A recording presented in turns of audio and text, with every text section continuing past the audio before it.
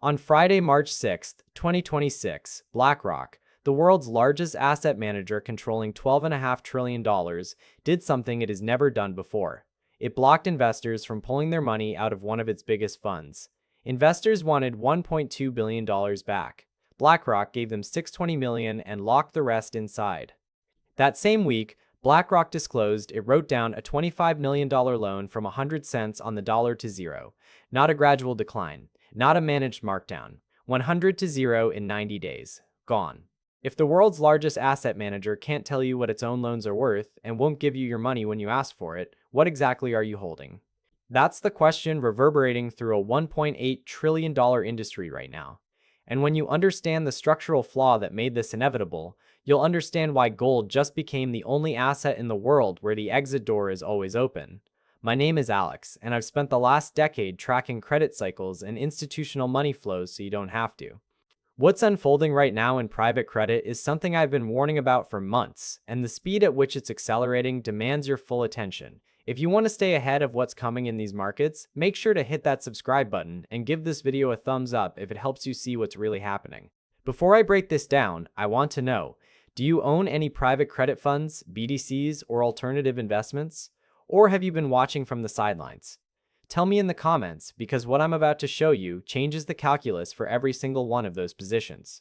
Here's the thesis. Private credit is a $1.8 trillion system built on a lie, that illiquid loans can offer liquid redemptions. BlackRock just proved the lie breaks when tested. But this isn't a BlackRock story. This is the story of what happens when the exit door is narrower than the room. And the reason this matters to you, whether you own a BDC or not, is that when $1.8 trillion starts looking for safer ground, it reshapes the price of everything, including gold, including silver, including every hard asset on the planet. Let me walk you through the week that cracked the foundation. Wednesday, March 5th.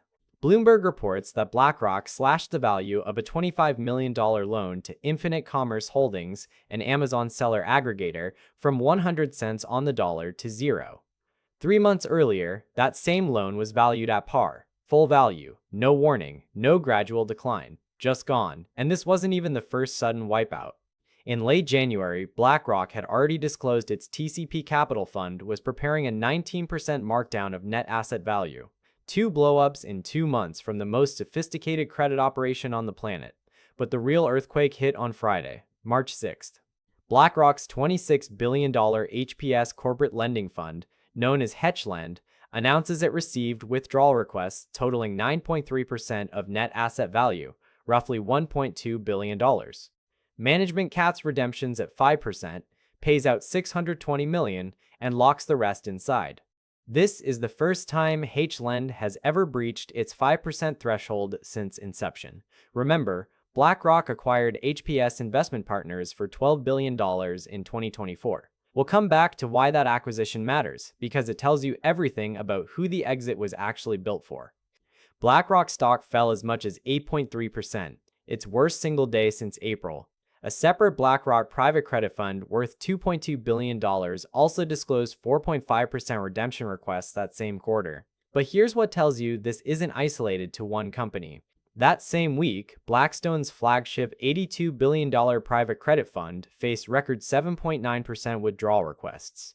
Blackstone had to raise its redemption cap from 5% to roughly 7% and inject $400 million of firm and employee capital just to cover the exits. Think about that. Blackstone executives writing personal checks so investors could leave. That's not confidence, that's triage. And then there's Blue Owl Capital. Blue Owl allowed roughly 15% redemption from a technology-focused credit fund, $527 million walking out the door. But here's a detail that Bloomberg buried, and I need you to hear clearly. Reports emerged that Blue Owl replaced some of those redemptions with IOUs, not cash, not a wire transfer, a promise of future payment. I need you to hold that detail in your mind, because when I come back to it, it's going to reframe everything you think you know about what these funds actually are. Bloomberg called it the worst start to a year for alternative asset managers in a decade. KKR, Ares, Apollo, all fell 5 to 6%. Morningstar's analysts called it, quote, a warning sign for the entire industry. And over the weekend, Bloomberg published a major investigative piece reporting that private credit executives had sensed the reckoning was coming for months. They knew. They just didn't tell you. Now, understanding why BlackRock gated is simple. They got more withdrawal requests than they could honor. Understanding what it reveals about the other $1.77 trillion in private credit, that's the part that should terrify you. Because the structural flaw isn't in one fund, it's in every single fund built on the same architecture. Let me explain what private credit actually is, because most channels will skip this part, and if you skip it, nothing else makes sense. Private credit means loans made directly by investment funds to mid-sized companies, instead of through banks. These aren't publicly traded bonds. There's no stock ticker. There's no liquid market where you can sell them on a Tuesday afternoon. The industry has ballooned to $1.8 trillion over the last decade, tripling since 2018. The key product at the center of this crisis is called a BDC, a business development company. BDCs raise money predominantly from retail investors, wealthy individuals, and increasingly ordinary people with retirement accounts, then lend that money to mid-market companies at high interest rates. Sounds like a reasonable business. Higher risk, higher return. Except here's the critical design flaw that nobody explained to you when they sold you the pitch. The loans inside a BDC are illiquid. They can't be quickly sold. There's no exchange. There's no buyer standing by. But the fund promises investors periodic withdrawal windows, usually quarterly. That is a structural mismatch baked into the product itself. It's like building a movie theater with 1,000 seats and one emergency exit. Works fine on a quiet Tuesday. Everyone files out politely. But the moment someone smells smoke, 1,000 people sprint for a door that fits 3 at a time, and the fund manager's only tool is to lock the door and say not yet. That's exactly what happened on March 6th. And the industry's response wasn't to widen the door, it was to bolt it shut. That's not a bug in the system. That's the system working as designed. The product was never built to survive a stress test. It was built to generate fees during calm. So why is everyone running for the exits right now? 5 forces are converging simultaneously, and any one of them alone would stress this system. All 5 hitting at once is something private credit has never experienced in its history. Force number 1, the loan blowups destroyed trust. When BlackRock's infinite commerce loan went from 100 to 0 in 90 days, every investor in every private credit fund asked the same question. How many other loans are sitting at par right now that are actually worthless? And here's why that question is so dangerous. In private credit, fund managers mark their own book. There's no public market price. No independent exchange setting values. The fund manager looks at the loan and decides this is worth 100 cents, or 90 cents, or 0. They grade their own homework. So when one loan goes from full marks to worthless without a single warning along the way, it doesn't just destroy confidence in that one loan. It detonates confidence in every single valuation across the entire $1.8 trillion industry. If BlackRock, with all its resources, all its analysts, all its data, couldn't see a total loss coming 3 months in advance, what makes you think a mid-tier fund with a fraction of those resources is marking their book honestly? Force number 2, AI disruption fear. Bloomberg's investigation reports growing unease over private credit's heavy exposure to software companies. Mid-market software firms have been the bread and butter of BDC lending for years. Steady revenues, recurring subscriptions, predictable cash flows, perfect collateral until it isn't. If AI tools replace the revenue streams of those companies, and that replacement is already happening, the loans backing them become worthless. This is a structural risk the industry didn't price in 12 months ago, and now it's repricing in real time, with no orderly mechanism to do it. Force number 3, the rate cut narrative collapsed. Private credit thrived when everyone believed rates were heading down. Lower rates meant borrowers could refinance at cheaper levels, extending runways, reducing defaults. But the CME FedWatch tool now shows a 99% probability of a hold at the March 18th meeting. Even a June cut sits at just 46.8%. The entire thesis of soft landing refinancing just evaporated. Higher for longer means more borrower stress, tighter margins, and more defaults. The lifeline was cut. Any one of these forces alone would pressure the system. All 5 hitting simultaneously should have you questioning every valuation in this space. But there's a deeper problem nobody is discussing, and it's the reason this matters even if you've never owned a BDC in your life. Because when credit cracks, it doesn't stay contained in the room where it started. It bleeds into everything. Force number 4, the Iran conflict and $100 oil. This is an inflationary shock that hits every single borrower in every private credit portfolio. Higher energy costs squeeze already thin margins. Transportation costs spike. Input costs rise. Companies that were borderline profitable at $80 oil become unprofitable at 100. And here's the compounding effect nobody's modeling properly. $100 oil makes it harder for the Fed to cut rates, which feeds back into force number 3. These forces aren't independent. They're reinforcing each other. Force number 5. The jobs data collapse. The Bureau of Labor Statistics reported the U.S. economy lost 92,000 jobs in February, with unemployment climbing to 4.4%. An economic slowdown means the mid-market companies that private credit lends to face declining revenues at the exact moment their borrowing costs are elevated. Revenue down, costs up. That's not stress. That's the formula for default. Now stay with me, because this is where the picture shifts from a stress market to something more troubling. This is the part most people check out on. Don't be most people. I need to take you back to those 2 details I asked you to hold. First, Blue Owl's IOUs. When a fund gives you a promise instead of dollars, the line between private credit and something far darker gets uncomfortably thin. Think about what actually happened. An investor put in real money, real dollars.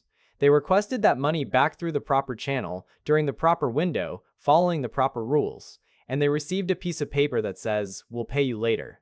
That is not a liquidity problem. A liquidity problem means we have the assets, we just need time to sell them. An IOU means we don't have the cash and we can't generate it right now. That's a solvency question, and it should make every single investor in every BDC ask themselves, if I request my money tomorrow, will I get cash or a promise? Because there is a name for a structure where early investors get paid with money from later investors, and where redemptions are met with promises instead of currency. I'm not going to say that name, but I want you to sit with the comparison for a moment. Second, BlackRock's $12 billion acquisition of HPS. This is the detail that reframes everything you've just heard. BlackRock didn't buy a fund, they bought a distribution channel. HPS had deep relationships with retail investors, the wealthy individuals who pour money into BDCs. BlackRock spent $12 billion to access those relationships, to build a pipeline that could sell illiquid private loans to millions of retail clients. 8 months later, those retail clients are running for the door. Bloomberg's investigation confirmed it explicitly. The retail clients that the industry spent years courting are now yanking their money. Here's the brutal math. The institutions, the fund managers, the smart money, they didn't build the retail on-ramp because they believed in the product's long-term value for regular investors. They built it because they needed someone to buy what they wanted to sell. The $12 billion acquisition was the tell. BlackRock wasn't buying exposure to private credit. They already had that. They were buying access to retail capital, to you. You were the exit liquidity. And now that the exit liquidity is trying to exit, there's nobody left to take the other side. Let that weight settle for a moment, because this is where the psychology shifts from, what do I avoid, to what actually survives this. So where does $1.8 trillion go when it can't stay where it is? That's not a rhetorical question. That's the structural math behind the next leg, hiring gold and hard assets. And I promise you, this is the connection 99% of finance channels will completely miss. When credit markets crack, hard assets win. Every dollar that exits private credit needs somewhere to go. Some flows to cash, some flows to treasuries. But a meaningful and growing slice flows to gold, the asset that JP Morgan's 2026 gold thesis literally describes as, quote, nobody's liability. Think about the contrast. Private credit was supposed to be the sophisticated alternative to low-yield bonds. The pitch was elegant, higher returns, steady income, institutional quality lending. But now it's gated, it's opaque. It's blowing up loans overnight without warning. And it's paying IOUs instead of cash. Gold doesn't default. Gold doesn't gate withdrawals. Gold doesn't let a fund manager decide it's worth 100 cents today and 0 cents tomorrow. There's no counterparty. There's no quarterly redemption window. There's no manager grading their own homework. You hold it. You own it. That's it. Here's how this plays out from here, because the range of outcomes matters enormously for what you do next. Scenario 1, contained. Redemptions stabilize at 5 to 7% per quarter. Funds honor their caps without fire sales. The industry absorbs the stress, reprices, and adapts. Gold continues its steady climb on other macro tailwinds, but the private credit crisis stays in its lane. This is the optimistic case, and it requires all 5 forces I just described to ease simultaneously. That's a lot of things that need to go right. Scenario 2, contagion. More funds gate. Retail investors who've been watching the headlines panic and request maximum redemptions across all BDCs simultaneously. Forced loan sales at steep discounts begin. Credit spreads blow out across mid-market lending. This triggers a broader risk-off move that initially pressures all assets, including silver in the short term, but ultimately drives massive institutional flows into gold as the ultimate zero-counterparty risk store of value. Bloomberg's own reporting makes clear that private credit executives themselves see this scenario as increasingly likely. They sense the reckoning coming. They just didn't expect it this fast.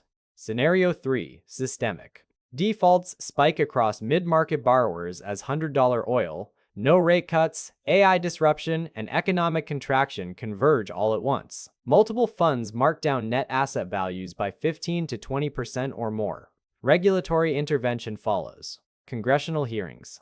Emergency liquidity facilities. Echoes of 2008, where illiquid assets were trapped inside structures that had promised liquidity and couldn't deliver. In this scenario, gold goes parabolic. JP Morgan's $8,500 upside target comes into play, not as a fantasy, as math. Here's what ties every thread together. The 100 to 0 write-it down on infinite commerce wasn't an anomaly. It was the first honest mark in a system built on dishonest ones. The IOUs from Blue Owl weren't creative financial engineering. They were an admission that the cash isn't there. And BlackRock's $12 billion acquisition of HPS wasn't a strategic investment in the future of lending. It was the construction of a retail on-ramp into a market that institutions were already looking to exit. The $1.8 trillion number that everyone quotes as the size of private credit? If fund managers are grading their own homework and loans can go from 100 to 0 in 90 days without a single warning sign, then that $1.8 trillion figure is itself a fiction. Nobody knows the real number. And that's the entire point. Gold, silver, physical commodities, these are the assets that exist outside that fiction. No fund manager decides what an ounce of gold is worth. No gating mechanism prevents you from selling. No quarterly window determines when you can access what belongs to you. No committee meets behind closed doors to decide if you get cash or a promise. On Friday, March 6th, BlackRock locked the exits on $620 million. Investors asked for their money and were told not yet. Gold has no exits to lock, because gold has no counterparty, no fund manager, no gate. The door is always open because there is no door, there's just the metal. Your future self, 5 years from now, 10 years from now, will look back at this exact moment, at these exact cracks forming in a $1.8 trillion market, and either say, I saw what was happening and I repositioned, or I saw what was happening and I did nothing. The choice is yours, and the window to make it is open right now. Private credit, gold, silver, the Fed, hard assets. What's the topic you want me to dig into next? Drop it in the comments. Because what's unfolding right now is accelerating week by week, and I'd rather you hear it from someone who's actually reading the filings than from a headline designed to keep you confused.